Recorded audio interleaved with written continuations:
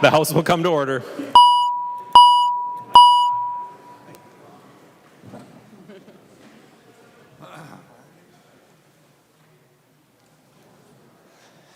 Prayer by the chaplain.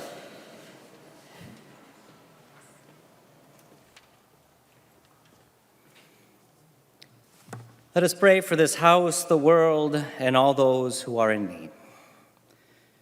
Creator of all, we thank you for the blessings you have bestowed on us. Those we love, those who love us, all that we call our own. Help us to be good stewards of what you have entrusted to us in this world. Bless the leaders of this state to govern with a vision of peace and equality and a desire to defend the defenseless and speak out for those without a voice. We pray this day for the government of the great state of Minnesota. Extend your hand of guidance to our governor, our senators, our representatives, and our judges.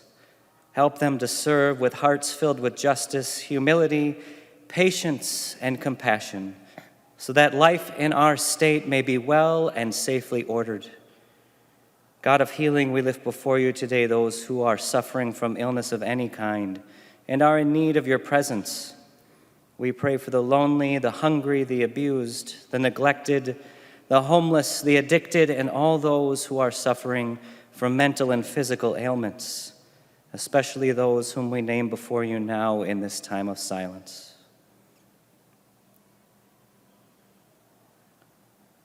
Nurturing God, we pray for each of these representatives, their staff, and all those who serve here in this house. Give them and their families patience, courage, and understanding through long hours of work and exhausting campaigns. Grant them wisdom in their labor and rest in their lives away from this place.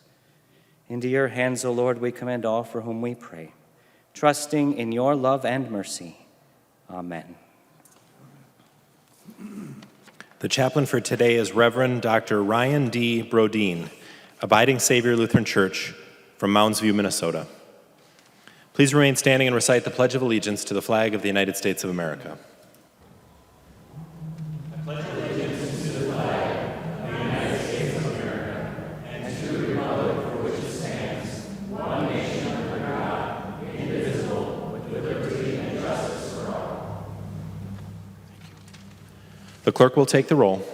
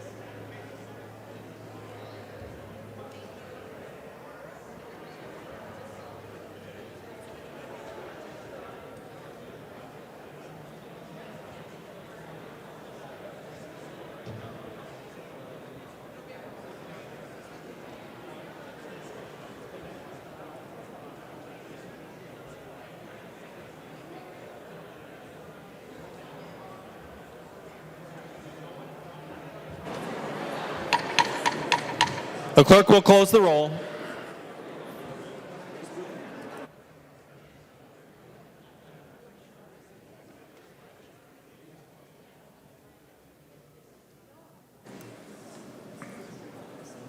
Quorum is present. The clerk will read the journal of the preceding day. Journal of the House, 90th Session, 2017, 54th day, St. Paul, Minnesota, Friday, May 12th, 2017. If there is no objection, further reading of the journal will be dispensed with, and the journal will be approved as corrected by the chief clerk. Hearing no objection, the journal is approved as corrected by the chief clerk. I recognize the member from Meeker, Representative Erdahl. For what purpose do you rise? Point of personal privilege, Mr. Speaker. State your point of personal privilege.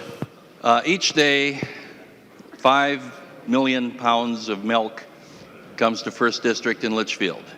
Of this, they make 300,000 pounds of cheese. And in the retiring room, thanks to the efforts of my wife Karen, who is not here today, and to my staff and others from the House caucus, we have cheese. Cheese and crackers in the retiring room. Help yourself.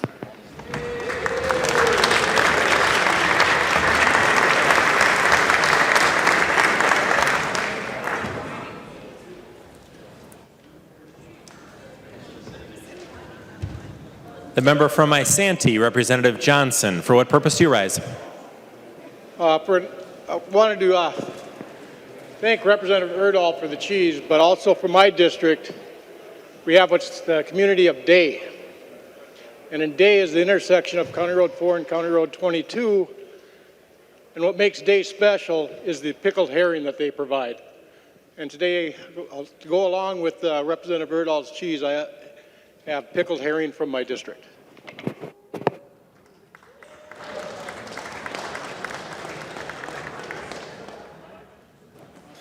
Comparison reports. There's a copy of this order of business on each member's desk. If there's no objection, the motions will prevail. Hearing no objection, the motions prevail and the substitutions will be made. Reports of standing committees and divisions. There's a copy of this order of business on each member's desk. If there's no objection, the reports will be adopted. Hearing no objection, the reports are adopted. Second reading of Senate files. Second reading, Senate File Number 550. Second reading. Introduction of bills. The following House files have been offered for introduction today. The Chief Clerk will report the House files and give them their first reading. Introduction of first reading of House Files 2665 through 2668. First reading, House files 2665 through 2668.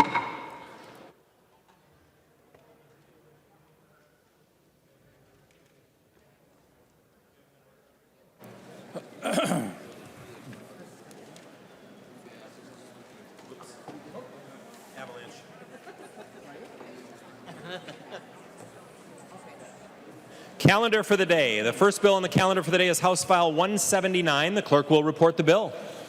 House File Number 179, number 1 on the calendar for the day, an act relating to public safety, the fourth engrossment.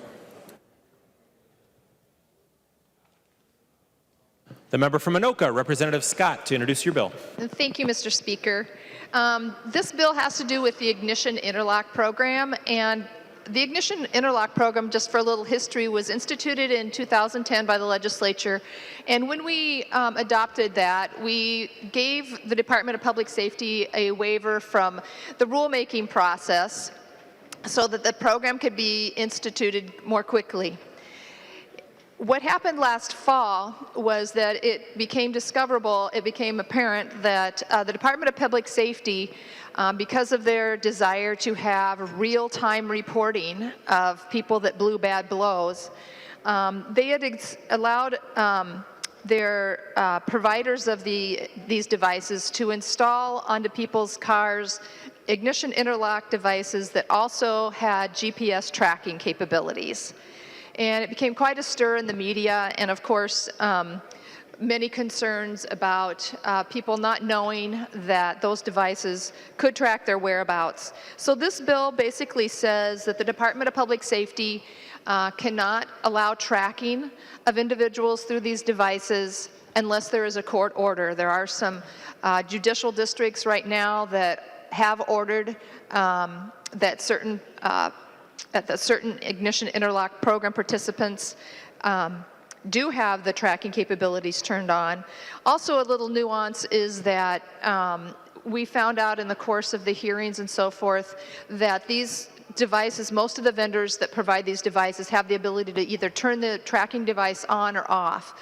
So that's what this bill does, in addition to instituting rulemaking in the ignition interlock program. That's one of the ways that we got where we are right now, is because there wasn't enough sunshine on the process.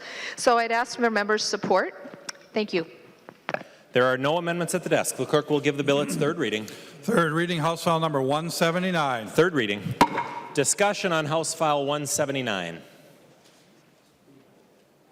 The member from Blue Earth, Representative Considine. Thank you, Mr. Speaker. Will Chair Scott yield for a question? She will yield. Representative Considine. Chair Scott, at the time that the person is sentenced in court, would the judge be able to say, yes, I want to be able to know where this individual is, and put that as part of the sentence of conditions of sentence? The member from Anoka, Representative Scott. Thank you, Mr. Speaker. Representative Considine, yes. Thank you. Any further discussion on House File 179? The member from Hennepin, Representative Hillstrom. Thank you, Mr. Speaker. Members, Representative Scott has worked very hard to get this bill in a position where the department can live with it. Originally, this proposal would have required these rules to come back to the legislature, and now it just makes it regular rulemaking. And so at this point, I think that giving the ability for the court to order GPS tracking takes care of those that need to be supervised by the court, who are on probation and have issues that the court deems particularly important to be tracked, the ability to do that. So members, I would encourage you to vote in support of Representative Scott's proposal. Any further discussion? Seeing no further discussion, the clerk will take the roll on the bill.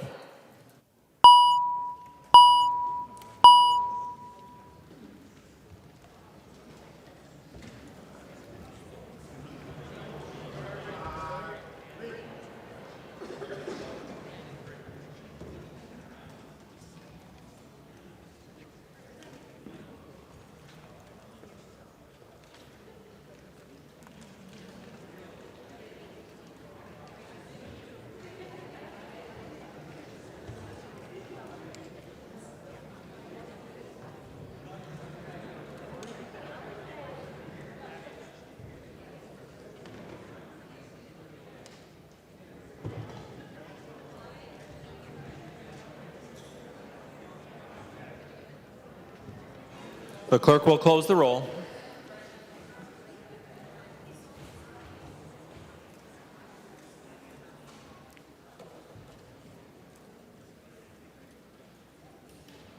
There being 125 ayes and 0 nays, the bill is passed and its title agreed to. The next bill on the calendar for the day is Senate File 444. The clerk will report the bill. Senate File Number 444, number 4 on the calendar for the day, an act relating to liquor. The bill's been unofficially engrossed and reprinted for the House to include committee amendments. Recognize the bill author, the member from Carver, Representative Hoppe, to introduce the bill. Thank you, Mr. Speaker. Mr. Speaker and members, this is the annual Omnibus liquor bill. I won't read through all of the non-controversial provisions in there. I think members have all seen those. As is customary, any of those, no matter where they're from, assuming that the local municipality is fine with it, we just incorporate into the non-controversial parts of the bill. We are making some changes to the way that, in this bill, we're making some changes to the way that Minnesota-made beer and wine is sold, and where it can be sold and where it can be consumed at the Capitol. Working with the Department of Administration, we are trying to, I guess, let the public use a little bit more of this new building now that it's been so nicely renovated, and expand the areas of the Capitol out of just the Rathskeller. We have some changes to the distilleries language that Representative Nash and Representative Lunin and others will speak a little bit more about. we have some changes to the brewing language, and our goal here, we're trying to expand the number of barrels of beer that a small brewer in Minnesota can produce and still be considered a small brewer. So really what it means is so that they can still sell growlers. Our goal is to try to help make sure that we have a sustaining industry in Minnesota that's still growing and still thriving 10 years from now. And I think we can show that everything we've done over the last 10 or 12 years in coming up with cocktail rooms, or rather with tap rooms and with the breweries, this has been good for not just the people in this room, not good for the industry, but it's good for and really driven by the people of Minnesota. The people that want to have something different, they want to have a specialty beer, or they like the idea of going to their local brewery. And we're trying to expand that. The number, and then what we're trying to do, members, is get that number and the size of growlers that they're able to sell locked in so that we don't have to deal with this again, so that future legislatures don't have to deal with it again, and we can just get it locked in, and we'll say, once you hit this threshold, you are, for here and forevermore, a large brewery in the eyes of state of Minnesota. And with that, Mr. Speaker, I know that there are a number of amendments. I would be happy to answer questions or move on to amendments, whatever your pleasure would be. Representative Hillstrom offers the following amendment. The clerk will report the amendment. Hillstrom moves to amend Senate File Number 444. The unofficial engrossment as follows, and the amendment is coded A13. Recognize the member from Hennepin, Representative Hillstrom, to introduce your amendment.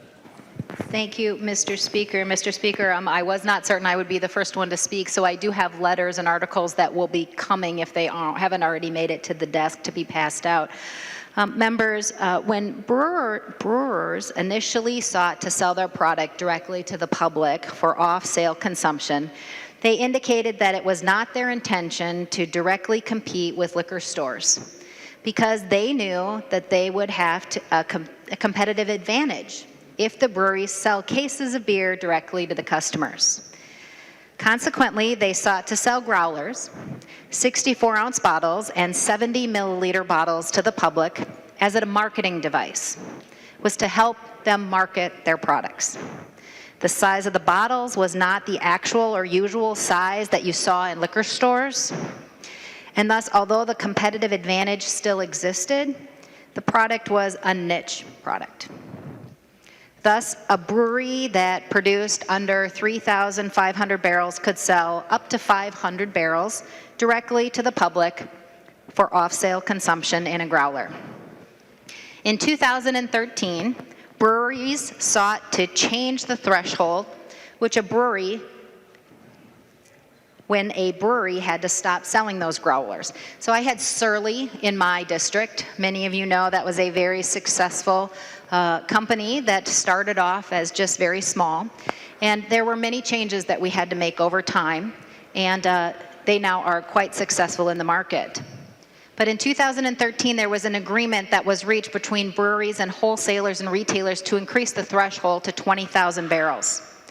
Breweries did not seek to change the number of barrels that could be sold in growlers from the 500 barrel limit.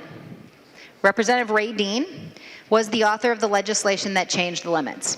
It was bipartisan. Currently, there are only 5 breweries that exceed the 20,000 barrels. Summit Shells, that's 150,000 barrels approximately. 3rd Street Breweries, about 80,000 barrels. Approximately. Surly, 80,000 barrels, and Fulton, 27,000 barrels. Of these breweries, only Fulton has indicated that they would like this change. Only one brewery has indicated that they need to sell more than 500 barrels in growlers for off-sale consumption, and that's Dangerous Man.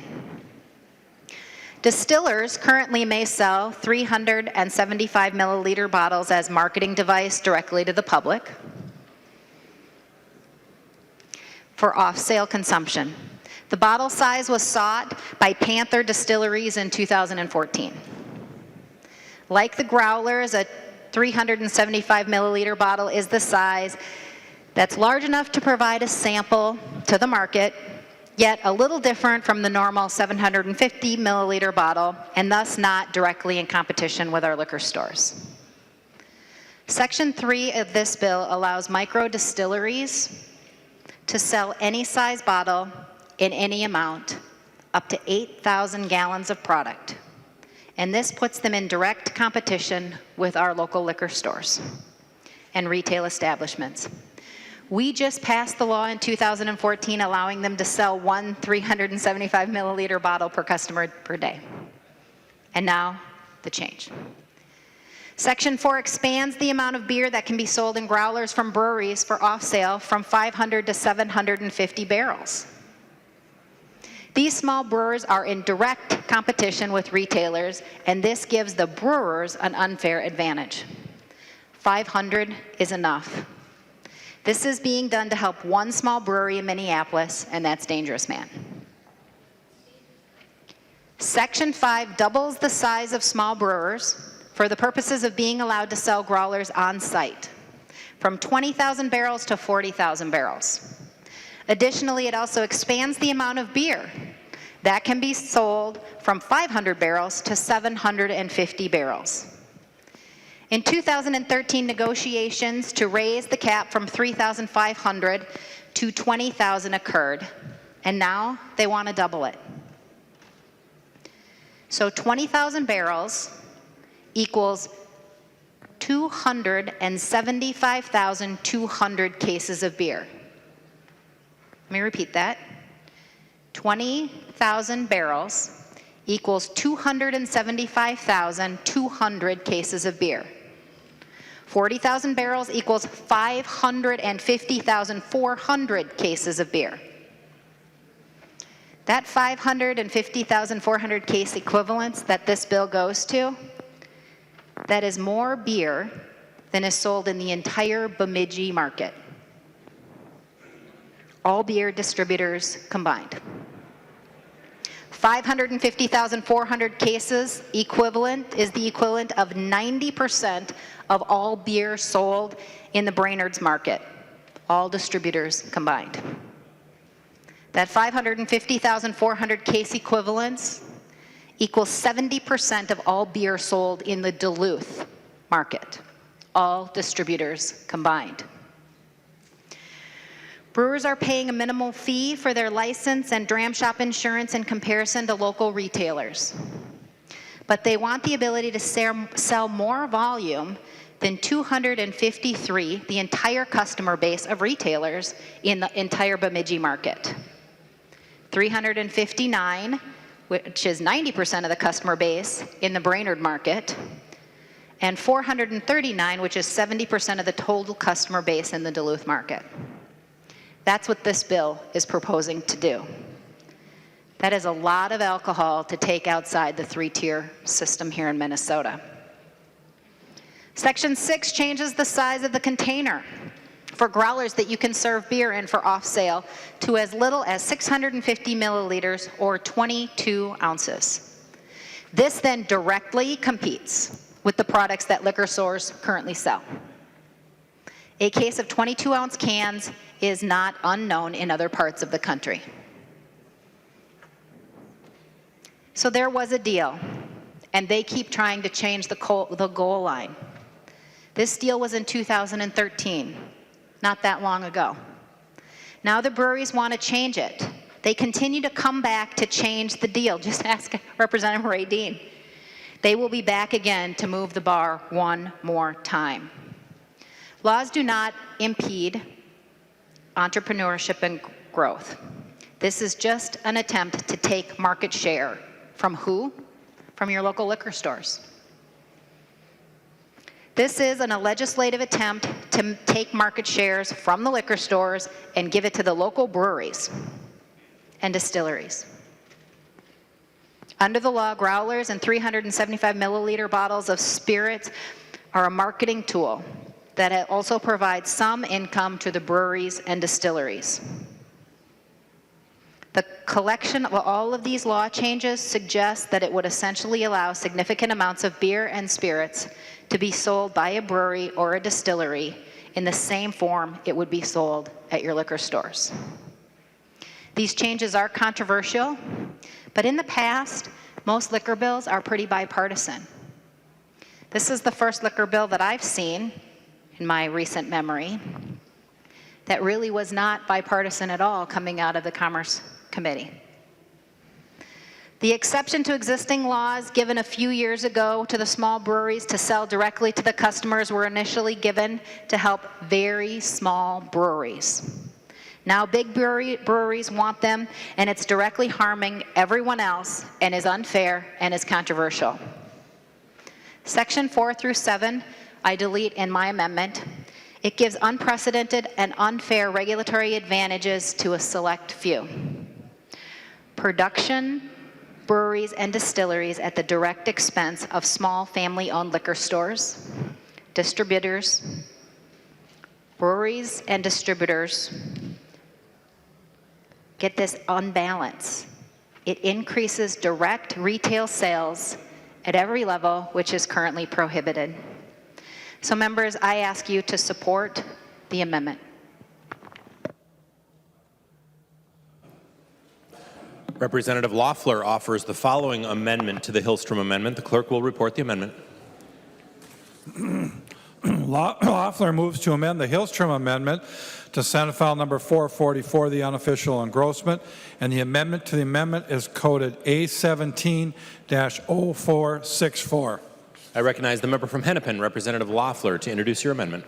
Thank you, Mr. Speaker and members. This amendment to the amendment deals with Section 7 of the bill, which offers tap rooms a small change in the size of the growlers that they can use for home use of or buying of product on site in a tap room. Now, if you don't know, a growler is a large, usually glass container that tap room fills on site, seals it so that the customer can take fresh beer home or to an event. If you can remember, as I do, the gallons of A&W root beer that you used to be able to buy at the root beer stand, those were popular with my family. That's what a growler looks like, although it's usually brown glass instead of the clear that I remember from those days. In my tap rooms, and I have 13 of them, this allows access to small batch and unique brews and seasonals that oftentimes are made in too small a quantities, or the demand is such that it would never make sense to put them in cans or bottles for broader distribution. Minnesota law right now limits full-size growlers to 64 ounces, 64 American ounces. But many customers have already acquired other sizes, most typically the 2-liter size, which is called by some a European growler. It's popular. It's distributed nationally on the internet. I've seen it in 3 different department stores here. People often get them as gifts. I suspect for Father's Day, we're going to have beer connoisseurs getting growlers that their kids have picked up that are fit the larger 2-liter size. Now, what's the difference between 2 liters and 64 ounces? It's 67.6 ounces versus 64. That's a difference of 3.6 ounces, not even a half a cup. But because our law is so specific, a server in a tap room, thank you, Mr. Speaker. Because our law is so specific, a server in a tap room cannot legally fill that growler that is very popular in all the surrounding states, on the internet, and in department stores. They cannot legally fill it because it is 3.6 ounces, less than a half a cup in total size. And I have heard from the servers in my district, and I have hundreds of them, as you can imagine, at how irate their customers get when they have gotten as a Christmas present, somehow acquired one of these standard growlers in other states or off the internet. Sometimes they're insulated, so it keeps the beer cold till they get home or to an event. Sometimes they're engraved to Dad, whatever. The servers take the brunt. And when they have to say, I'm sorry, even though there's that small 3.6 differences in ounces, I can't legally fill it. The Section 7 in this bill, which my amendment would restore, just allows the tap rooms to go up to that 2-liter size, which is very popular. If you Google it on the internet, you'll see it out there. And all of the surrounding states, most states in the country, but I checked, Iowa, Wisconsin, North Dakota, South Dakota, and Wisconsin all allow for this 2-liter size. So this is just a pro-consumer amendment that allows them to fill a 67-ounce container as well as a 64-ounce container. And so I'd hope you'd join me in supporting this amendment. It doesn't address the other issues that Representative Hillstrom brought up. The member from Hennepin, Representative Hillstrom, to the amendment. Thank you, Mr. Speaker. Mr. Speaker, in the letter that I think will be passed out very soon, folks can see the last paragraph states, if you recall the conversation these past few years regarding growlers, these same proponents claimed that consumers wanted the ability to take some of their product as a souvenir. This is no longer a conversation about souvenirs. It is clearly a conversation about allowing them another leg up on the competition. And that competition is your local liquor store. I would encourage a no vote. Further discussion on the Loeffler amendment. All those in favor of adoption of the Loeffler amendment signify by saying aye. Aye. Those opposed, no. No. The motion does not prevail and the amendment to the amendment is not adopted. We're now on the underlying Hillstrom amendment coded A13. Discussion on the Hillstrom amendment. The member from Lyon, Representative Swedzinski. Thank you, Mr. Speaker. Members, I stand in support of the Hillstrom amendment. Just visiting with my distributors and small liquor stores, they're exceptionally concerned about, where this market's going and what it lies in the future. We just passed Sunday sales a few weeks back, and that also had some concerns from smaller liquor stores in our neck of the woods, most specifically some municipals and also some privately owned. I think one place that we've maybe changed direction here a little bit with this bill is in the past when Representative Dean carried this language to move it from 3,500 to 20,000 barrels. They had support across the industry, whether they were retailers, whether they were wholesalers or the rest. Those folks got on board and understood that there was specific changes that could be made to help develop this fledgling industry. We're told that now if we can move it to 40 and we make these other changes, they're not going to come back. We're not going to have to change this as these industries grow. And I think it's important to realize that, peace in the valley is good. And I don't believe that this bill, particularly these components of this bill, have peace in the valley through the industry. And I think it's important to maintain those things because of the questionable environment that we're going to be in. There's going to be other changes with Sunday sales, with this potential. I believe it's going to have a potential real effect on our small mom and pop shops across our state, and I would ask for a green vote.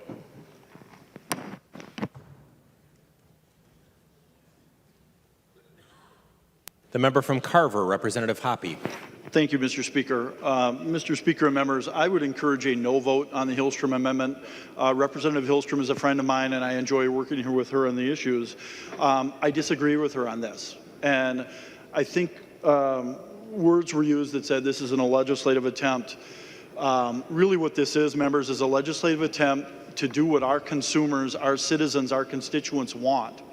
We're not doing this, we're not talking about these liquor changes this year or last year or 2012 because any of us want it, even though some of us might. We're doing it because that's what the people of the state of Minnesota want. When we talk about how there's not legislative or there's not support across the industry, I've been on the Commerce Committee for a long time. I've been working on the liquor bill for years. There has never been support. There's never been broad support from the Licensed Beverage Association and others. Everybody's worried about the changes. Everybody's worried about how this is going to impact their business. If you vote against this amendment and this bill passes, what we're going to see, members, is we're going to see more distributors, or at least busier distributors. We're going to see more licenses for selling alcohol. We're going to see more and busier places that are selling alcohol, and we are going to see more Teamsters. So if you're in favor of more delivery jobs, more freedom for the people of Minnesota to drink the beer that they want, and more robust sales at your local liquor stores, vote no against the Hillstrom amendment. When we're looking at the changes that we're looking at, the changes that we made over the last 10 or 12 years or so, We have this argument all the time. I was on the committee in 2013. I think Representative Dean, I think I was a co-author on your bill. I don't remember a deal. There might have been. The people that are working with the guild are not the same. I don't know that there, strictly speaking, was a guild then. If last year we had no liquor bill, nothing controversial at all on the liquor bill. We told everybody we weren't going to do it. Senator Dames is going to be, barring a special election or something else, Senator Dames is going to be the chair of that Senate Commerce Committee for a number of years. I can't tell you that I'll be the chair of the House Commerce Committee 3 years from now, but we're not going to be talking to the brewers. We're not going to be talking to them next year. And Senator Dames, I don't want to speak for him, but I think you can be fairly certain if we can make a deal here, they're not coming back. We need, for the health of this industry, we need to find out a rock solid place where we can stop, where in the state of Minnesota you're considered a small brewer or a big brewer. The federal limit where the tax change is 60,000 barrels. We don't want to do 60,000. We want to make some hard and fast line so that future legislatures are not going to be bound by this. So we're not talking about any cap. We're not talking about how much more they can sell in terms of the dangerous man. We're talking about the number of growlers that people can sell. We're letting them sell a few more growlers. Part of the reason they want to sell more growlers is by the result of our actions and what the industry has done, not just here but around the country. Consumers are used to going and bringing growlers in, and they like it. We don't want people to be selling growlers forever. We want to drive that hard line. With respect to my friend Representative Hillstrom, I don't think this is it. And members, I would encourage a no vote on the Hillstrom amendment.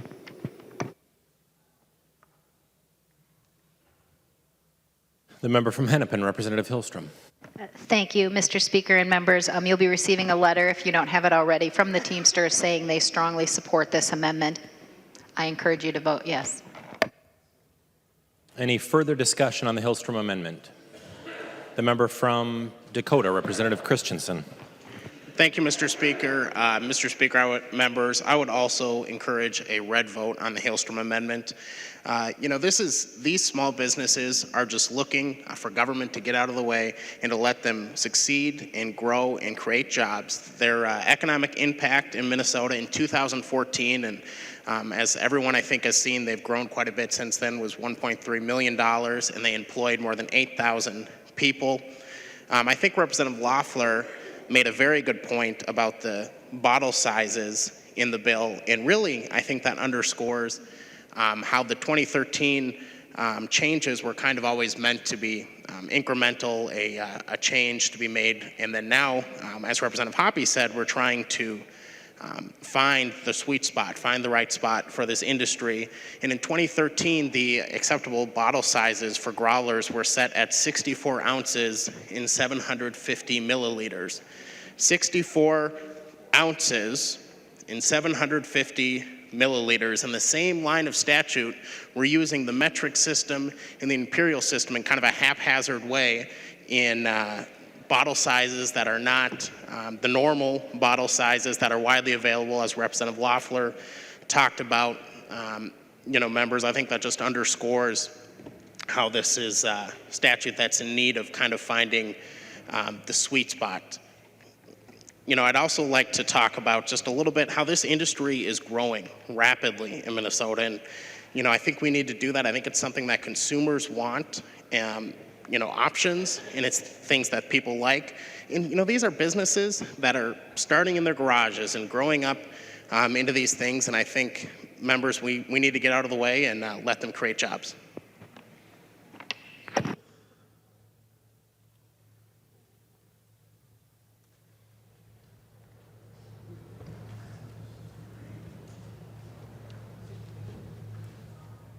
Any further discussion on the Hillstrom amendment? Seeing no further discussion, all those in favor of adoption of the Hillstrom amendment signify by saying aye.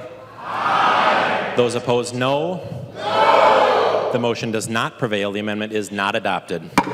Division has been requested. All those in favor of the motion, please stand.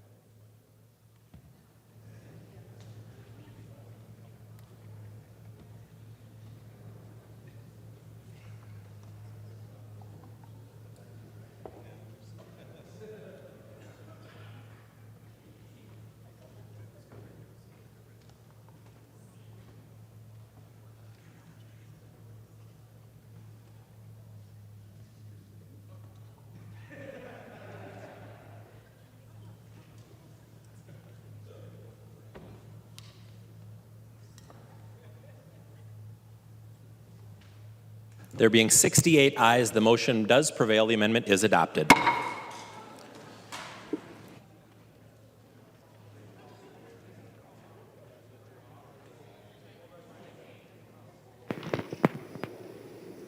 Recognize the member from Carver, Representative Hoppe. Thank you, Mr. Speaker. I move to table the bill. Representative Hoppe moves to table.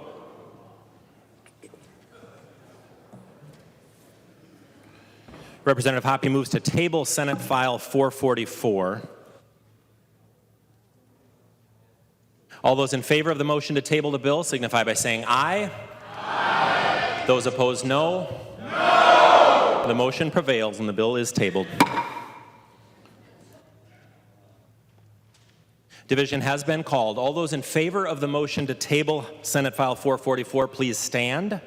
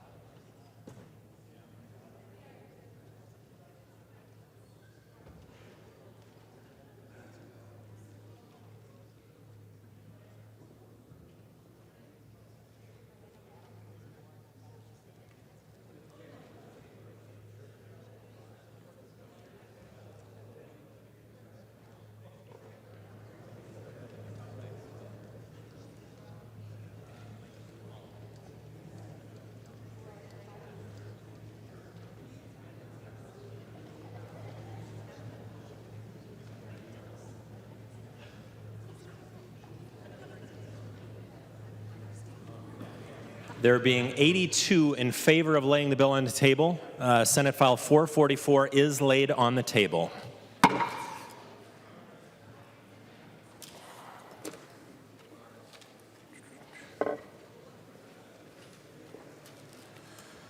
The next bill on the calendar for the day is Senate File 1457. The clerk will report the bill. Senate File number 1457, number 5 on the calendar for the day, an act relating to labor and industry. Recognize the member from Pine, Representative Rarick, to introduce your bill. Thank you, Mr. Speaker, members. Representative Rarick, would you like to proceed with the motion to insert the House language at this time? Mr. Speaker, no, I would not. Oh.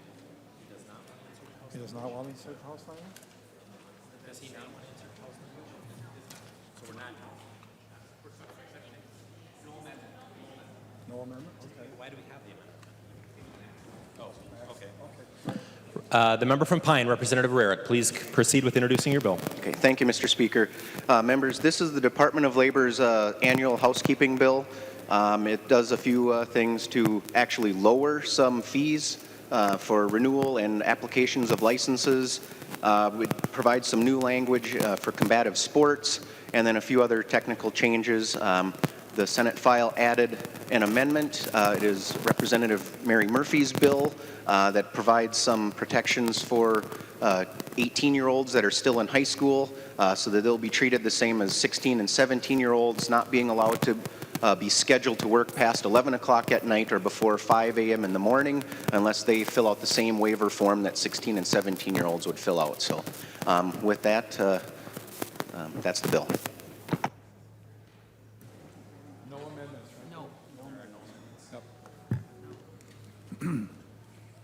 There are no amendments at the desk. The clerk will give the bill its third reading. Third reading, Senate File number 1457. Third reading.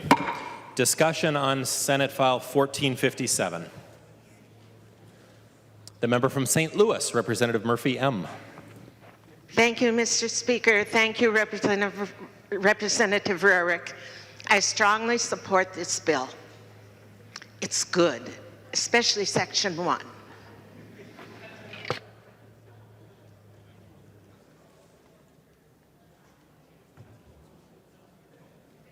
Any further discussion on Senate File 1457?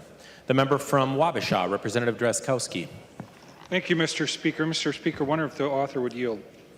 He will yield. Representative Drazkowski. Thank you, Mr. Speaker. Representative Rarick, just reading the bill, it looks like there are a number of areas in the bill where we actually increase requirements for people to obtain licenses. Can you tell us why we are actually increasing the requirements for people and making government bigger in this bill?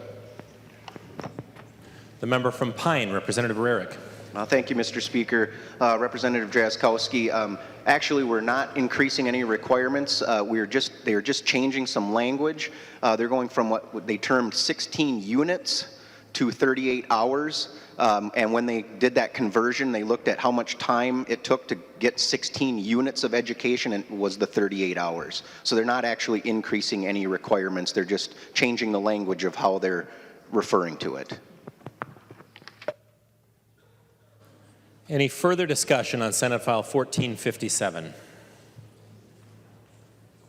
Seeing no further discussion, the clerk will take the roll on the bill.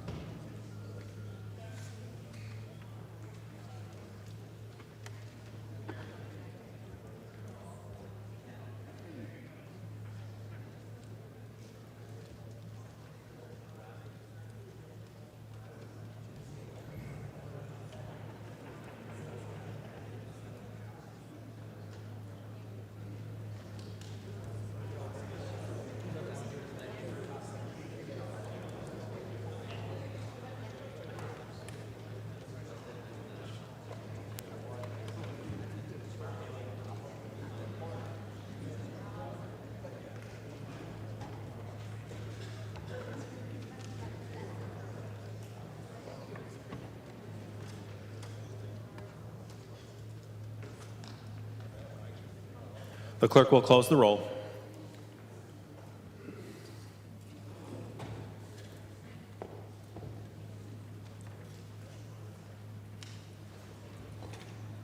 There being 105 ayes and 21 nays, the bill is passed and its title agreed to. The next bill on the calendar for the day is House File 2621. The clerk will report the bill. House File number 2621, number 3 on the calendar for the day, an act relating to public safety, the third engrossment. I recognize the member from Douglas, Representative Franson, to introduce your bill. Thank you, members and Mr. Speaker. Genesis 50:20. You intended to harm me, but God intended it for good, to accomplish what is being done, the saving of many lives. House File 2621 is going to save lives. This is a human rights issue, a women's health issue, and a gender violence issue. The issue before us is called female genital mutilation. This topic may make you uncomfortable, but in no way is it as uncomfortable as what little girls are experiencing in the state of Minnesota and across the world. UNICEF believes there's about 200 million little girls at risk of female genital mutilation. And the CDC estimates there's about 513,000 at risk. In 2012, the United Nations adopted a resolution calling on the international community to ramp up efforts to end the practice.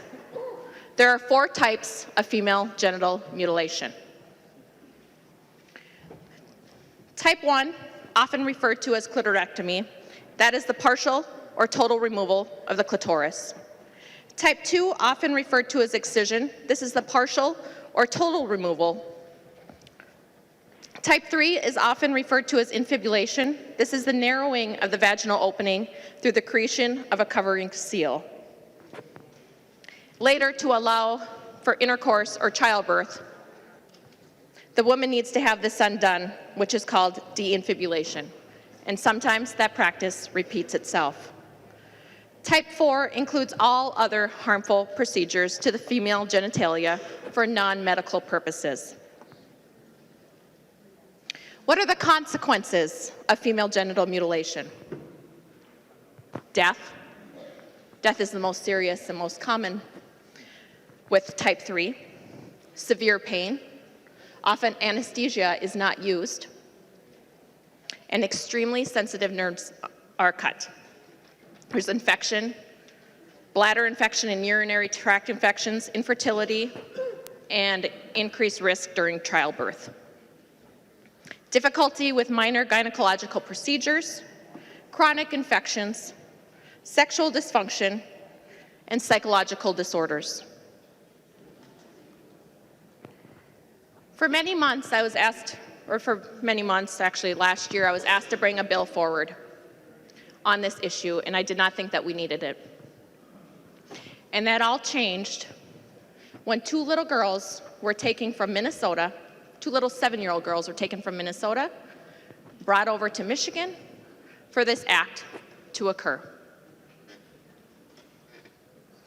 What I found out is that statute 609.2245 covers those who actually perform the procedure. Minnesota law is silent on parents bringing their children to someone where this barbaric act occurs. Never in my wildest dreams did I ever think parents would find a person willing to break the law, hand their child over for the sole purpose of robbing that child of their future sexual desire, thus leaving that child to a life of health complications and psychological disorders. The girls were told not to say anything, to keep it a secret. The doctor made them cry. There were 3 people in the office, 1 to clean up and 2 to hold their hand. Regarding the actual procedure, the girl told investigators she felt a little pinch. The area was cleansed. The next day, the girl said it hurted a lot. The girl said 3 days passed before she felt better and no medicine was needed. She said the doctor had told them no bikes and no splits for 3 days. And as if this wasn't horrific enough, 2 little girls in our state being put through this violent act that was brought on by their parents. One of the girls, for a whopping 72 hours, was removed from that home. Medical exams proved that indeed this poor child had been harmed, and then that poor child was allowed to return back to her parents' home. The parents, they are required to provide this innocent little girl, this little 7-year-old girl, with medical and psychiatric care, and to allow a social worker to visit their home. As far as the second little girl, she entered foster care, and it is unknown whether or not she returned home. And that is the basis for House File 2621. We hold the parents accountable, and we charge them anywhere from 20 years to 5 years for a felony, depending on the severity of the level, which is the World Health Organization's number 1 through 4 of female genital mutilation. We also up the penalties from 5 years to 20 years, depending on the level that the doctor performs. We also tell our little girls in the state of Minnesota that they have a right to be protected, and if they feel like they are going to be harmed or they have been harmed, that they have the right to protective child services. I want to thank Representative Deb Hillstrom for her insight and guidance on this bill, and also to Representative Ron Kresha for helping me navigate the child protection aspect of it. This criminal law and the child protection is new to me, but I want you both to know that I am very grateful for the work that you have put into this bill as well. Ladies and gentlemen of the body, and Mr. Speaker, This is a bill, like I said, that is going to save the lives of many children. Thank you. There is an amendment at the desk. The clerk will report the amendment. Hillstrom moves to amend House File Number 2621, the third engrossment, and the amendment is coded A11. I call upon the member from Hennepin, Representative Hillstrom, to introduce her amendment. Thank you, Mr. Speaker and members. I met with Representative Franson to discuss some of the challenges with this proposal. Under current law, this practice is already illegal. And under current law, child protection already responds. The language of this bill had a loophole that Representative Creasha and I and Representative Franson worked on, which encompassed a large number of children that I don't believe was ever intended to capture. Again, it is already illegal to do this practice, but 37 countries have this practice done. There are children that have this done prior to coming to America. And if we're not careful, what happens is the children that immigrate here that have already been cut would be caught up in the child protection system. And that is not what this body attempted to do. We drafted this amendment to make it very clear that it's once people are here in America that we're very clear that this practice is not acceptable.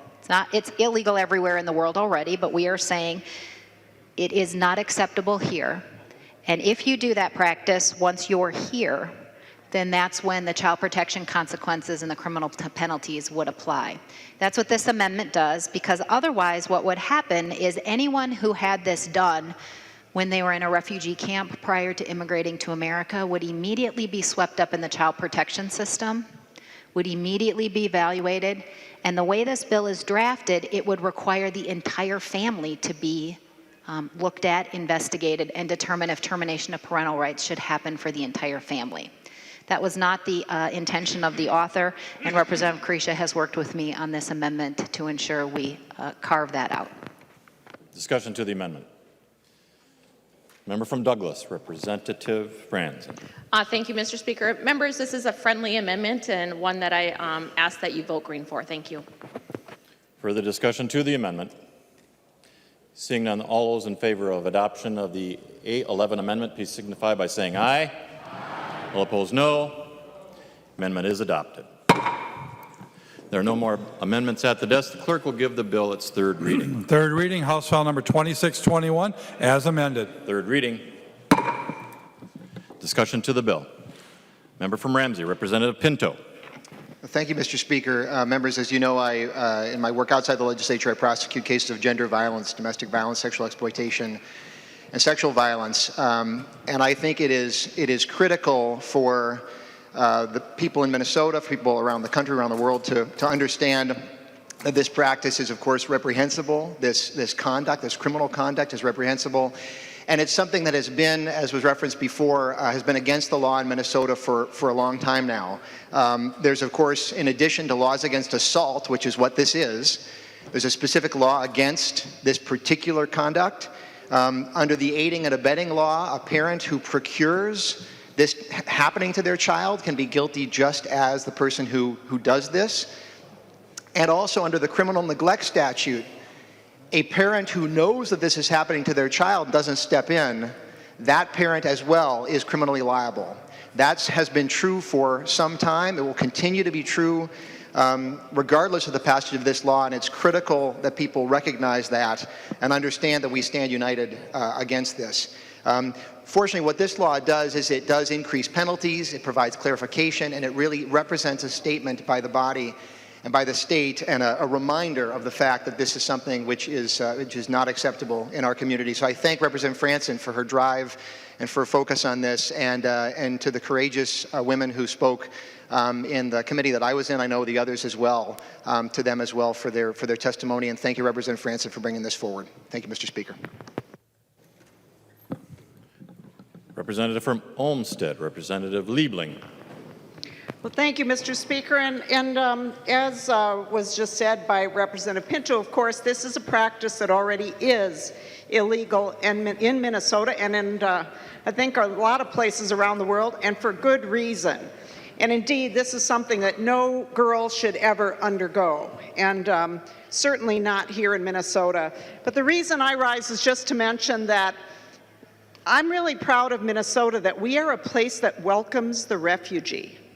And this is a bill that I think recognizes that Minnesota can really be a place of shelter for people who really need that shelter and come to us fleeing sometimes practices like this that can be very damaging to a person's life. Sometimes people come to Minnesota fleeing other kinds of violence too. Sometimes it's sexual violence. Sometimes they're being targeted and they're in fear of their life. So I think this is a great bill that, you know, while I do have some concerns with it, I have to say, about whether it's really the best way to protect the girls, and that is a concern I have about the child protection piece of this, but I think it's well motivated. But I just want to say that we should be proud as Minnesotans that we welcome the refugee in this state, and that we're willing to provide the protection and the opportunity for some people who otherwise might have a very difficult time in their home countries. Thank you very much. Further discussion. The member from Ramsey, Representative Moran. Thank you, Mr. Speaker. Could Representative Franson yield for a question, please? She will yield. Thank you. Representative Franson, can you share with the body how many parents have done this act here in Minnesota? Representative Franson. Thank you, Mr. Speaker. Representative Moran, we know right now that 2 parents have harmed their little girls. 2 parents. And I would say 2 little girls is way too many little girls. And if you were in, if you had heard the testimony when we were in civil law, one of the testifiers for my bill, and the lovely ladies that testified are somewhere lost in the Capitol trying to find their way over here. So I do hope they get to see the bill vote. But Ms. Verheul said that this is something that is not talked about. It is hush-hush. This is living room talk. We don't know. But what I want to do is have little girls have the ability, have a tool in the toolbox to know that they are free from oppression here in the United States. The United States is the home of the brave and the land of the free. And in America, we can be free from oppression that other countries may have in their culture. Little girls should know in America they can be free from sexual oppression. And that is exactly what female genital mutilation is. It is sexual oppression, and they can be free from that here in the United States and here in Minnesota. Representative Moran. Thank you, Mr. Speaker. Thank you, Representative Franson, for that. And I think everyone in this body agrees with you. I think in this body we have, on both sides of the aisles, we have folks who are champions for girls and women and want the best outcome. We want them to be safe. We want them to be secure. We want them to have a great educational opportunity. I can agree with you that that is what is wanted and needed on both sides of this aisle, and I don't think anyone wants anything less. And so I am clear. I know in my caucus, we talked about this, and it is a practice that we know should not happen to any young girl in this state or around the country. And I can also agree with that. And so what I do have some difficulties with this bill is that we know currently it is against the law for this to happen. It has been against the law for a very long time now. You heard Representative Pinto talk about how his office works on cases like this. And so we are in agreement with your concept around this. But when I look at Section 2 of your bill, that allows the county to pursue a child protection case without reasonable effort for reunification when a parent has been convicted of a FGM, I am torn with this being a solution. When I look at Section 4 of the bill that says a parent who commits an egregious harm is one of many grounds upon which the county can base a petition to terminate the parental right. A county can request, and the court can order, that reasonable unification efforts are not required before terminating parental rights. And I have a hard time with that, you guys, because when this bill came to Health and Human Service Committee, what I heard from the testifiers, what I heard from the women who were little girls, and this happened to them, is what they said over and over again consistently was that we need to do more education around this issue. We need to do more awareness around this issue. And one, if not all of them, said, my mother loved me. She loved me. And when I asked them, was there anything else that happened to any of them that was neglect or abuse in any form, they all said no. They said no. They said this happened to me and us because it's a cultural piece. It is what happens culturally for you little girls. Now, I'm not minimizing that is wrong, it was hurtful, they was harmed by it. But none of these young women who were girls said that their parents was doing something to harm them, to hurt them. They did it because it was done to them. And it was a cultural piece. And yes, they're in America right now, and we're going to denounce it. I get that and I understand it. But I also get it and understand that we have a system here in this state that is overburdened with kids coming into out-of-home placement without the support, without the resources, without the education that needs and should be done. And I know that we are a smarter state and we are a smarter body that knows about the impact of adverse childhood experiences. And if we don't, we need to spend some time in that area, knowing that the impact that trauma, displacement, and hurts have on that child, that as they grow up, the impact that has on them as adults. I know we're smarter about trauma. I know we are smarter about toxic stress and what parents go through and what kids go through. And to have in statute that there's no good possibility of unification, that we're going to put these kids in foster care and take them away from everything that they know and are connected to, is egregious also.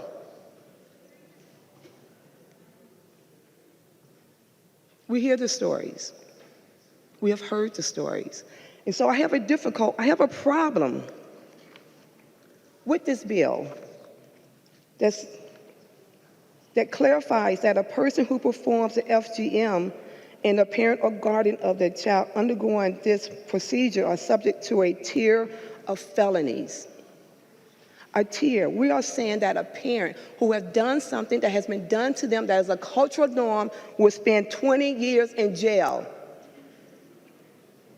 20 years. And fined $30,000. I just have a problem with that. I have a problem with it. And not because we don't want to keep young girls safe. We want to keep young girls safe who will grow up to one day to be a woman. But if we miss the whole thing about these women saying that they were loved by their parents, they was cared for by their parents,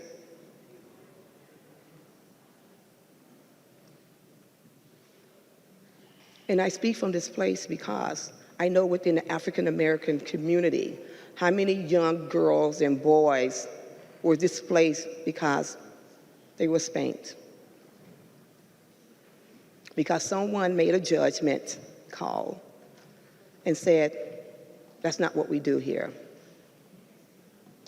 It's a cultural norm to say we got to protect our young people. Or maybe it was the fact that we were spanked, or we was tortured, or we was beat as a cultural piece. And so, you know, I know here on this side of the aisle, the DFL is going to vote supporting this bill, and I will probably be the only one to say no. But I wanted you to be clear about why I say no. Part of me is just a proactive piece of me that says we can do this differently. It says we can go up on the front part of this and not bring more people into the criminal system who are going to serve 20, 10, and 5 years for a cultural piece of doing what they know to do. You know, let's spend some money and let's go out there and educate these communities from 37 different countries. This is not about a Somali community. This is not about a Somali community. There are so many other ethnic groups that do this practice or have done this practice. And what I hear in a big number, that those parents who went out of state and didn't do it in Minnesota because it's against the law here, is that they've been educating each other. But we don't want people to fall through the cracks. We don't want this to happen to any young girl. We don't want this to happen to any young girl. But neither do we want to tear families apart because they didn't know. So, you know, here we are with this bill that's may not only just impact that one little girl because of a cultural norm, but would go into the family and tear the whole family apart, potentially. And have a mother who we know, besides the fact that she did something that was done to her, spending 20 years in prison with no chance of unification, reunification. And we do a lot of things in here that we believe is with the good intent, and I'm not saying it's not with the good intent, it is. The intent is to keep our kids, our young girls safe. So, we don't need to change my mind, you guys, and debate that and say anything different that you think that I'm pointing out. I'm very clear that I want to keep girls safe. This is a harmful procedure that young girls go through, but I don't absolutely believe penalizing and criminalizing parents in this way is a solution to the issue that is before us in this state. I just don't. You know, and had it not been so harsh on these penalties, you know, I would have to say a yes. But I'm just really having a really hard time seeing kids pulled out of this family in this way. And having a mother, a father, a neighbor, I don't know, serve 20 years in prison. And my hope in this body that we continue to protect girls, that we continue to protect women, not only in this way, but in our school system,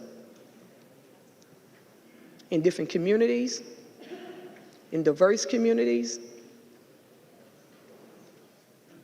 that we make this a priority.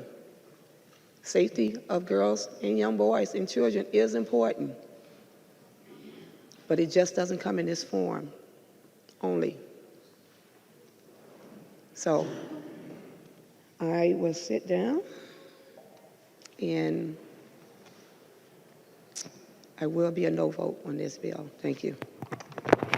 The member from Hennepin, Majority Leader Pepin. Thank you, Mr. Speaker and members. This is a very important issue, and I would request a call of the House. Call of the House being requested, and seeing 10 hands, clerk will take the roll.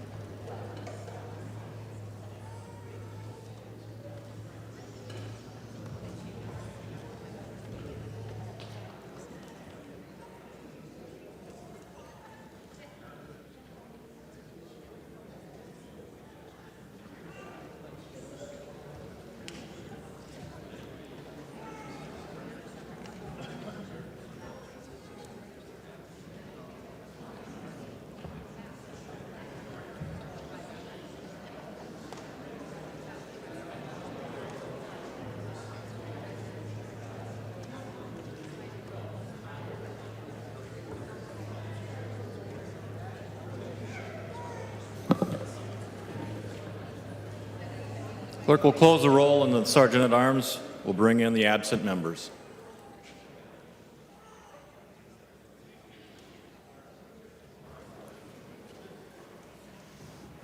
Member from Hennepin, Representative Allen. Thank you, Mr. Speaker. And I was on I'm in Health and Human Services, and I heard the testimony, and was undecided about this bill. And one of the testifiers is leaning towards supporting the bill after that testimony. And for me, this bill is very drastic, a very drastic step. But it is the violence against young girls. It requires us to do everything we can. But I think we've gotten to this point because we haven't done enough. And then that was expressed by the testifiers who said, well, you know, we come here and we talk about funding, getting funding for our community so that we can have community meetings, so that we can go into the community and inform people. But it falls on deaf ears here. So this is what, we need this, and this is what, because they are desperate to stop this and to do anything they can. And so that was very, very compelling testimony. But I'm also Representative Moran's testimony is also very compelling because we know what happens when, with the child protection system, when children are removed, and especially children of color, that can cause lifelong issues when they are separated from their community. But the options are limited here. And another concern I have is the effect that it may actually make the problem worse. And that is because when you start removing children from their families, increasing penalties against families, it's likely that they may deter them from reporting the violence. So they may not cooperate with police to investigate or bring enforcement prosecutions against those who are performing these procedures. And so that's why, things everything is so rushed here. We don't, this is something that the communities that are most impacted have been coming to the legislature and talking that they need resources to address these issues. They have not gotten those resources. And so then the most drastic answer, just remove the children, no reunification, enhance penalties against families who themselves have been traumatized, and maybe possibly even mothers who themselves are victims. And so to me, the answer was always putting resources in to prevent this issue.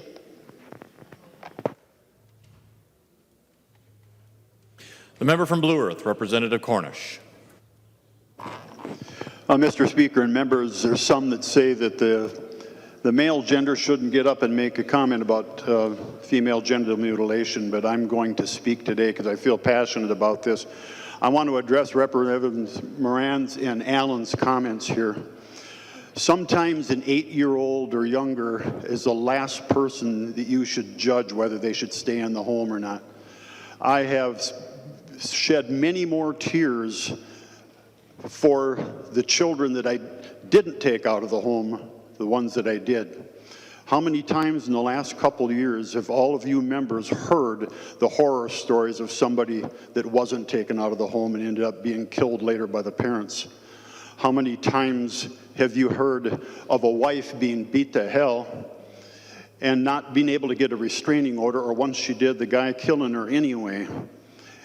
And I can't tell you how many times the cops that are sitting here and the county attorneys have heard stories about when we go into places, the kid with one broken arm will reach out with the other arm for the parent. They don't know at that point that they should get the heck out of Dodge and get out of that home. The woman, and you women here should agree with me, the battered women syndrome, the cops that have been to the houses of the women beat terribly and still jumping on the cop's back and helping fight for her husband. And sometimes they are not the best judge. How many women have you seen that have stayed with their husbands out of pity or sorrow because they love them that ended up getting killed later by that husband? So don't use the measure here or the bar of how much the kid loves the parent or how much the wife loves the husband. That's the worst thing it's times to use. We've got a system, the safety net system for this, and sometimes they guess wrong. But like I say, how many times have we heard the whole reason for changing the child protection issues in the last few years has been the horror stories that we've heard about this. And before you push that button today, just imagine the face of your daughter or your granddaughter being dragged naked to a table, strapped down, and having her genitals removed against her will. Just think about that before you push this button. That's what we should be thinking about. And don't trust the judgment of a young girl and weigh it against the love of her mother and father. Of course they love them. But sometimes removal from the home is the best thing you can do. There's many more times that I wish we'd removed them than I feel bad about having removed them in the unification. Sometimes they just shouldn't be unified back. They shouldn't be given back. So anyway, that's my feelings on the subject, and thank you. The member from Hennepin, Representative Hillstrom. Thank you, Mr. Speaker and members. Members, I think that I should make some clarifications on the record here. It has been illegal since 1994 to do this act in Minnesota. It was actually Linda Weitzman, who was a Democrat, and Arnie Carlson was the governor at the time, and Minnesota was the first state in the country to pass that law. Members, this has consistently always been bipartisan to address this issue, and it is illegal everywhere in the world. It is illegal everywhere in the world. Currently, under Minnesota statutes, under the assault statute, we punish harm. The level of harm that a child or an adult suffers determines the level of the penalty. There's been much discussion surrounding this bill about whether or not this particular kind of harm should be considered egregious harm. And why is that definition important? In the child protection statutes, there are two paths that happen, and a judge ultimately makes the decision. If it is not considered egregious harm in the statute, the county attorney petitions a judge and says, we think the child should be removed from the home, and the statute requires reunification efforts unless a judge weighing the factors in the statute determines that reunification is not in the best interest of the child. When you define something as egregious harm, it does the opposite. It says that no reunification efforts are required. However, again, the county attorney petitions the court, and the court determines whether or not reunification efforts should take place. But the one piece that's different in classifying something as egregious harm is that when something is identified as egregious harm, that means then child protection goes in and reviews the entire family. So not just the child that is harmed, not just the girls, every child in the family would be reviewed to determine whether there should be a petition for removal from the home. So that is why there has been much discussion surrounding egregious harm. Representative Franson and I have spoken about that frequently, and we did not come to agreement on whether the bill should have it in there, whether it should be silent, whether that should be determined by DHS or someone else. And so it's currently in the bill. I anticipate that that will be the subject of much more discussion between now and the end of session in a week. But members, this shouldn't be a partisan issue. This should be a bipartisan issue in determining what is in the best interest of the children. That is what we have to do here. What is in the best interest of the children? 37 countries have practiced this. But once they come here to Minnesota, we are trying to say what is in the best interest of the child, and that's what I think we should do today. The member from Anoka, Representative Scott. Thank you, Mr. Speaker, and I appreciate the dialogue that's gone on here this morning, or this afternoon, and I know some of your minds are already made up. I know Representative Moran and others are questioning, and maybe Representative Moran's mind is already made up. She mentioned that it's been the law in the state of Minnesota for quite some time, and Representative Hillstrom gave us some more details on that. It has been the law in the state of Minnesota that the doctors are punished. But evidently this law is not strong enough. Otherwise, we wouldn't have parents intentionally going to another state to have this done to their children. As Representative Hillstrom said, we have to look past that and look for the best interest of the child in this situation. And to compare it to spanking, I don't think there's any comparison there. But we do need to hold the parents accountable. They're complicit in this in most cases. They've been many times in this country and in this state for a relative, a lengthy period of time to know what the laws are. And in the situation that really brought this bill to the floor today, I believe the parents clearly knew that they weren't doing something right and thus took them to a different state to have this done. And the other option is if we have it be a lesser penalty. I know Representative Omar's bill made it a gross misdemeanor. The same as I think Representative Franson gave the example of throwing rocks at a train or throwing rocks at a car, something to that effect. I just don't think it raises to a significant level to act as a deterrent. So members, I just would ask that you consider the long-term effects, the short-term and long-term effects of a little girl that is subjected to this when you place your vote today. Thank you, members. The member from Morrison, Representative Krisha. Thank you, Mr. Speaker. Thanks for the open dialogue.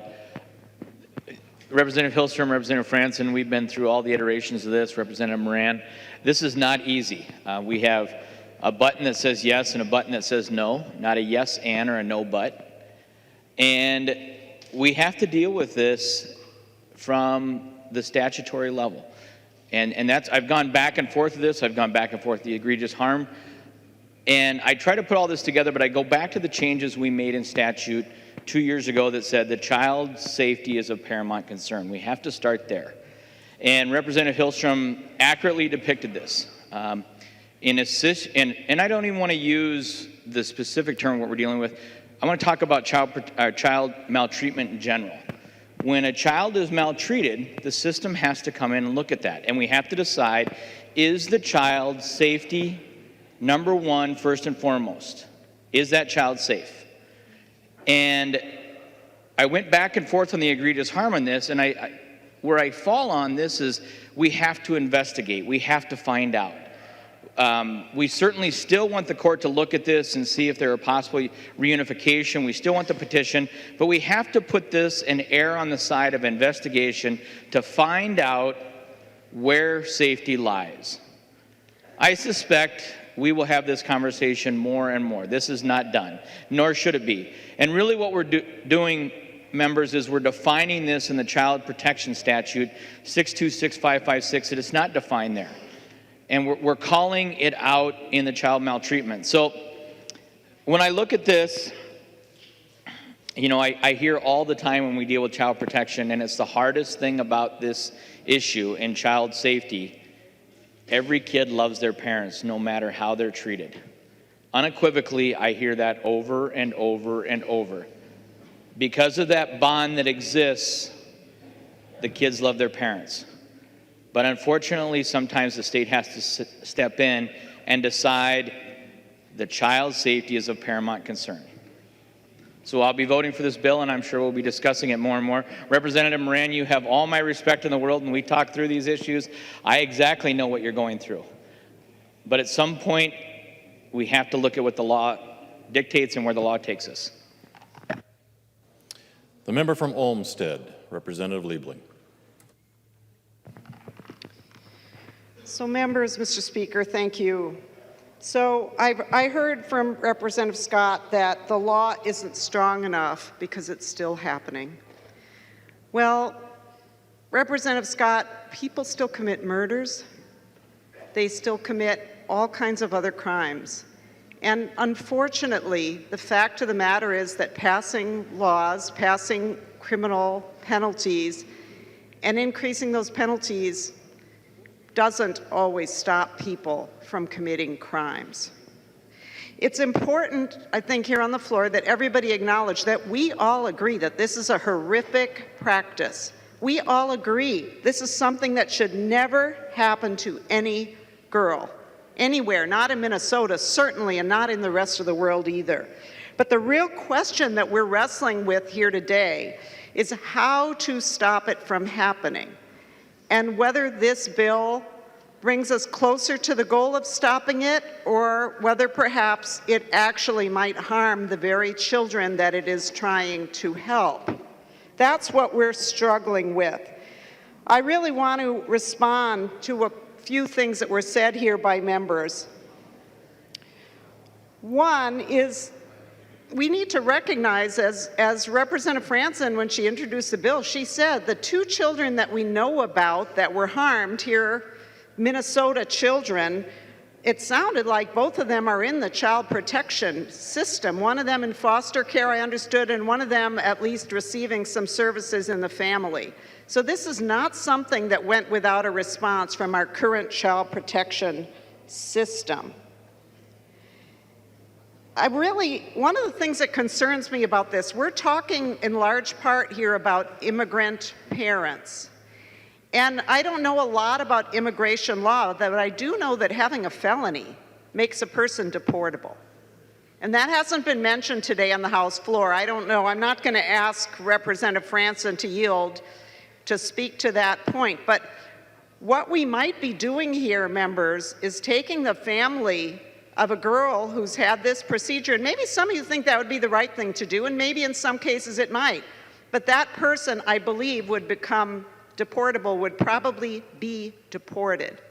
Now, I don't know what that does to the child, but I think that when we're talking about penalties as draconian as the ones in this bill, including what could happen, which is this being deported, having the parents be deported, that might in fact, as Representative Allen was talking about, might actually keep people from wanting to report.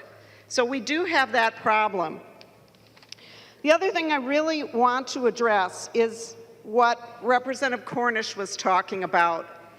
And Representative Crecia, you talk about, this is not about, all kids love their parents, and kids, of course, they love their parents even if they're being abused. We all know that. This is something, it must be hardwired into us, and it is a problem.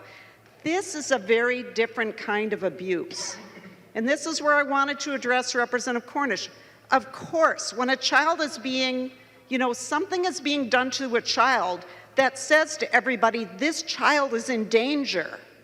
Of course we want to remove that child. Of course we want to make sure that that child doesn't get further harm. And the fact that they love their parent should not be the deciding factor. Absolutely, you are right. The problem is that parents who do this, as I understood from the testimony in committee, the parents who do this are not doing it out of anger. So as terrible, as horrible as it is, once it's done, that child is no longer in danger. At least that's what I understand from what we're talking about here. Now, other girls in the family, absolutely yes, could be in danger. And we need to have a response. And the problem with this bill is that it doesn't treat this particular kind of abuse the right way. There should be a separate section for this. This should be something where, yes, there's an investigation, and where it's treated as what it is. It's something that should never happen to any girl, and the parents should, there should be a response, absolutely, and any other girls in the family should be protected. But this is not a case where the fact that a girl has been abused in this way means that she is in further danger and needs to be removed. And that is what makes this very different.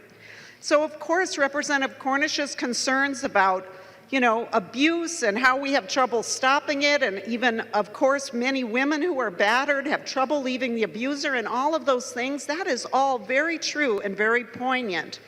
But it's not exactly the situation we're facing with this really terrible crime.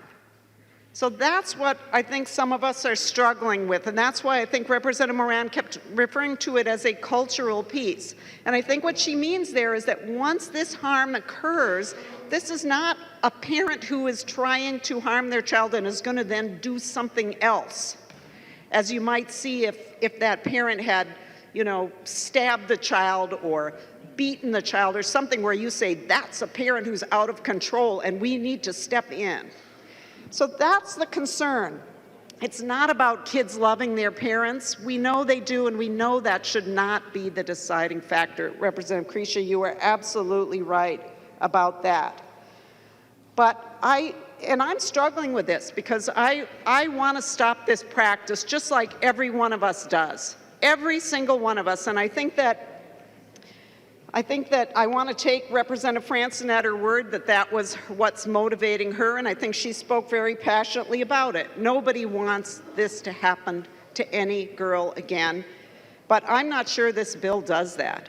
Frankly, I worry that this bill will create additional harm to girls who have been egregiously harmed. When they get separated from their families, when possibly their families get deported, and whether knowing that somebody will possibly get deported will throw this underground and result in more harm and having this practice become more prevalent instead of less. And that is what really concerns me, and I think should concern all of us. The member from Douglas, the author of the bill, Representative Franson. Thank you, Mr. Speaker. Members, this bill is not about whether child protection system worked or did not work. In the two instances we know about, it's about giving a clear direction to DHS and counties that female genital mutilation is on par with sexual abuse and other crimes that constitute substantial child endangerment. What about when there are other younger sisters in the home? There should be no ambiguity that an investigation must occur. Now I hear the assumption that this just happens once. This just happens once. That child is no longer in danger because it's a cultural thing. To the men in the body, I'd ask, what if it was the culture to completely take off your penis? That would be a totally different conversation. Or what about if the culture was to chop off the nose? We only have one nose. Would the conversation be different? This bill is about little girls and the oppression that female genital mutilation has. And it doesn't just happen one time. There is a lifelong health issues and psychological issues that happen with this. This isn't just one and done. This is lifelong harm that parent is allowing their child to go through. Is it a crime? Yes, it is a crime for people to perform it. What I want is for little girls to know that they can tell a mandated reporter that they are about to go through this, or it has been, so that they can be protected by the system and not have to have their little sisters go through what they just went through. The accusations that maybe this is about being deported, that has nothing, that never even crossed my mind. My sole purpose is to help the little girls and save their lives. That night on civil law, I didn't even sleep well last night. I cried myself to sleep, thinking about the testimony from my new friend Fahio, laying on a table with her arms tied, being held down, and she thought she had died. It was so painful, so horrible. I didn't even know I was going to have testifiers on this bill, members. I brought it because of those two little girls that went through such harm that I will never, ever understand. She willingly called my office and wanted to testify. I did not approach her. She approached me, and she's in the chamber now.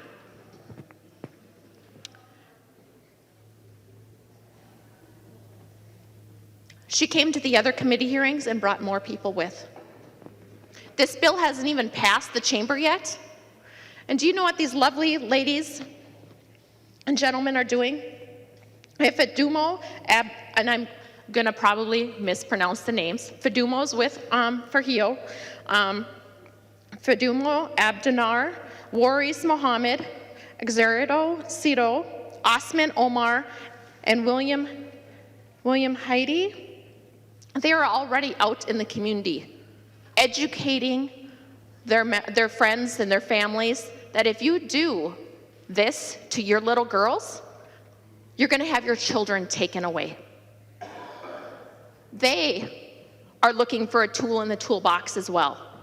That's what this bill is all about, a tool in the toolbox.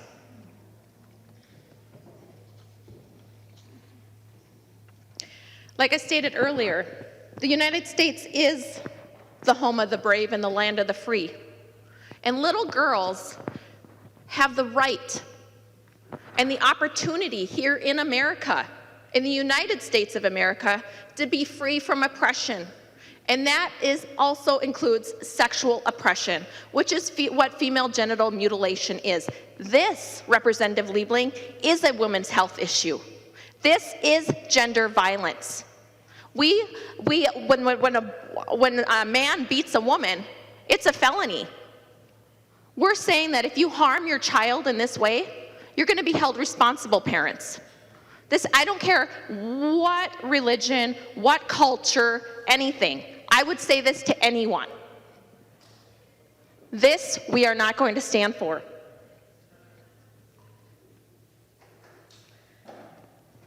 And so I'll close again. You intended to harm me, but God intended it for good to accomplish what is being done, the saving of many lives. The women who have testified for Hio, Warries, for Tuma, and Mr. I believe it was Osman. They are on a mission to save the lives of many girls. And thank you, Mr. Speaker. There being no further discussion, the clerk will take the roll on the bill.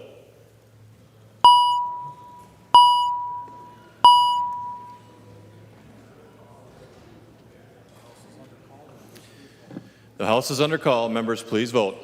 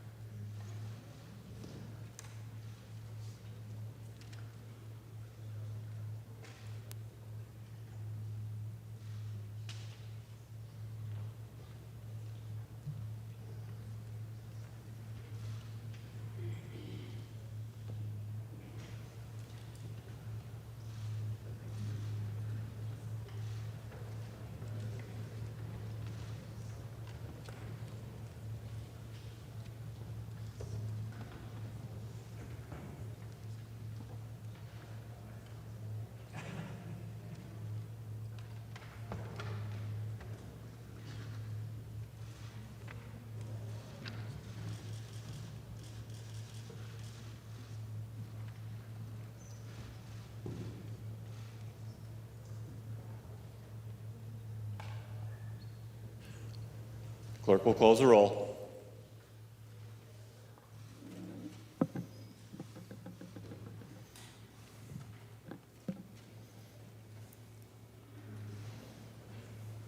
There being 124 ayes and 4 nays, the bill as amended is passed and its title agreed to. Representative Baker, for what purpose do you rise? Mr. Speaker, a point of personal privilege, please. State your point of personal privilege. Mr. Speaker and members, I wanted to take just a moment to recognize an event in Minnesota that happens every year on May 15th, and that is the Law Enforcement Day when we recognize our fallen soldiers that have died in the line of duty. With us today, we've got 2 Honor Guard members in the balcony, and they are here to recognize our body and the work that we have done, and along with Chief Author Representative Quam, to carry the memorial license plate this year that we have passed in their honor. The profits from that license go to helping the families of officers that have died in the line of duty. So every year, May 15th, they started last night at 7 p.m., and members, if you have not been to this ceremony where they recognize members who have passed away in the line of duty, it's a very amazing, somber event that's going on right now in front over by the Veterans Building. So members, I'd like to recognize Officer Wallace, Deputy Everson, that are here today with us, and I want to tell them how grateful we are for the work that they do to recognize the families of those beautiful people that died in the line of duty to support and to protect us. Officers, thank you so very much for being here today.